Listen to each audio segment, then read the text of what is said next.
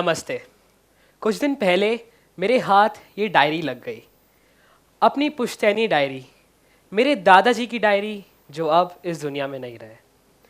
इसके पहले पन्ने पर लिखा था 6 जून 1947 आज़ादी के पहले। यूं ही जब मैं जंगल में मंडरा रहा था, वो लंबी लंबी टहनियाँ और वो खुला आसमान, ऐसा लग रहा था जैसे आ गए हम कहाँ। वो नीला सुनहरा गगन जिसे देख मैं मुस्कुरा रहा था, शेर और चीतों के साथ खेल में रहा था। बड़ा मज़ा आया, बड़ा मज़ा आया। मुझे याद है जब मैं छोटा हुआ करता था तब दादू मुझे अपने बचपन की कहानियाँ सुनाया करते थे। वो मुझे बताया करते थे कि वो कैसे अपने बचपन में शेर और चीतों के बीच पले बड़े। तो बस यूं ही एक दिन उन्होंने मुझसे दूर से कहा, ओ मेरे चीते ऐथे आ, मतलब ओ मेरे चीते इधर आ। उन्होंने बड़ी भरी आंखों से मुझसे कहा कि यार बेटे, तुम्हारी तो पीढ़ी ही अलग है। तुम सुबह उठो तो तुम्हें टीवी देखना होता है, दोपहर में घर लौटो तो तुम्हें वीडियो गेम्स खेलने होते हैं। ऐसा कुछ भी कार्य है जो तुम बिना तकनीकी के करते हो? मैं काफ़ी गहरी सोच में पड़ गया। उस रात दादू ने मुझसे एक बात कही जो मेरे दिल को छू गई। उन्होंने मुझसे कहा कि बेटे, जितना समय हो सके परिवार के साथ बिता। लैपटॉप, टीवी, मोबाइल कहीं नहीं जाने वाले, लेकिन अपने चले जाएंगे। वही हुआ जो दादू ने कहा था, चल बसे हमारे अपने चीते। दादू ने मुझसे ये बात कही और वो सोने चले गए। लेकिन एक बात जो मेरे मन में खटक रही थी वो थी, दादू ने मुझसे कहा कि वो शेर चीतों के बीच पले बड़े हैं। मतलब आप स्वयं सोचो कितनी शुद्ध होगी वो पवन जहाँ कुदरत का ऐसा करिश्मा देखने को मिला होगा। चीता यह एक संस्कृत का शब्द है जिसका अर्थ होता है दाग धब्बे वाला। कुल मिलाकर चीतों की 2 प्रजातियां होती हैं, एक एशियाई चीते और दूसरे अफ्रीकी चीते। कुल मिलाकर विश्व भर में अब इनकी संख्या 8000 से भी कम है। कहा जाता है आखिरी बार चीतों को भारत में 1947 में देखा गया था, जिसके बाद वह 1952 में विलुप्त हो गए। ऐसा भी कहा जाता है कि आखिरी भारतीय चीतों को महाराजा प्रताप सिंह दियो ने मारा था।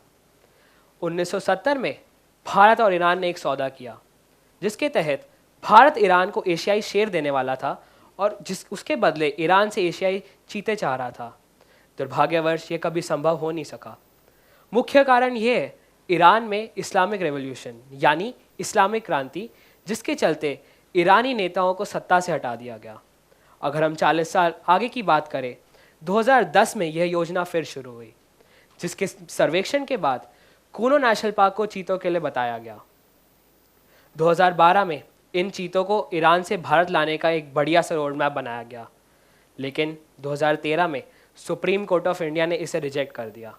मुख्य कारण यह बताया कि भारत के पास इतना अनुभव नहीं था, जिसके चलते ट्रायल के तौर पर उन्होंने कहा कि भारत को एशियाई शेरों से अपनी शुरुआत करनी चाहिए। अब मेरा भारत इतना महान है कि सिर्फ 6 वर्ष में एशियाई शेरों की संख्या दुगनी कर दी, जिसके बाद 2020 में सुप्रीम कोर्ट ऑफ इंडिया को अपना डिसीजन रिवर्स करना पड़ा। 2022 में प्रधानमंत्री जी के 72वें जन्मदिन के शुभ अवसर पर 8 चीतों को नमीबिया से लाया गया, जिसके बाद और 12 चीतों को दक्षिण अफ्रीका से लाया गया, लेकिन शायद वह भारत को भारी पड़ गया क्योंकि दक्षिण अफ्रीका से लाए गए चीतों को पहले से ही हृदय रोग और किडनी रोग जैसी समस्याएं थी। मेरा ऐसा मानना है इस प्रोजेक्ट के फेलियर के 3 मुख्य कारण हैं। पहला, व्यवस्थाओं की कमी। सूत्रों के मुताबिक यह देखा जा सकता है कि वाहन चालक और सफाई कर्मचारी तेंदुए पकड़ते हुए नजर आए। जी हाँ, लेपर्ड्स पकड़ते हुए नजर आए। दूसरा, जगह की कमी। ऐसा माना जाता है कि हर चीता को लगभग 100 किलोमीटर स्क्वायर की जगह चाहिए होती है और कूनों की कुल जगह ही 750 किलोमीटर स्क्वायर है। मतलब अगर गणित की जाए तो केवल 7 से 8 चीते वहां रह सकते हैं। तीसरा, रेडियो कॉलर्स। भारत ने इन चीतों पर नजर रखने के लिए उनके गले पर रेडियो कॉलर्स लगाए, जिसके चलते गर्मियों में इन चीतों ने विंटर कोट्स डेवलप किए और उन्हें गले पे घाव पड़ने लगे, जिसके चलते उन्हें मैगेट इन्फेक्शन हुआ और 3 चीतों की मौत हो गई। मेरा ऐसा मानना है कि प्रोजेक्ट चीता को अब भी सफल बनाया जा सकता है।